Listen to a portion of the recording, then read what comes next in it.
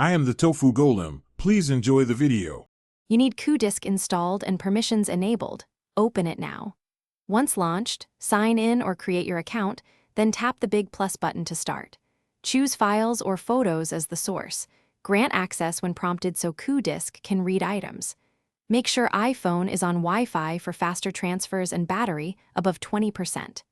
This initial setup lets Coodisk index your files so subsequent actions are immediate and reliable. Proceed to organize what you'll upload. Now you'll upload and organize.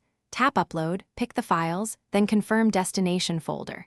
You can multi-select with two-finger gestures or select all for large groups. Once uploaded, long press a file to rename, move, or create a folder. This keeps your cloud tidy. Make sure to set upload quality and overwrite preferences in settings before large transfers. This avoids duplicates and controls storage use. If syncing to desktop, enable sync and wait for the sync indicator to complete. Finish by confirming files appear in Coodisk and in Files if you enabled integration. Tap sync or refresh and watch the status icon.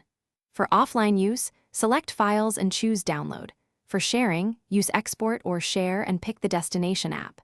If something fails, make sure permissions are still allowed, force quit and reopen Coodisk, and confirm Wi-Fi or cellular upload settings. If uploads still fail, sign out and back in to reset the session.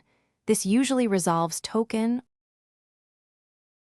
Thanks for watching. Consider subscribing if we helped you today.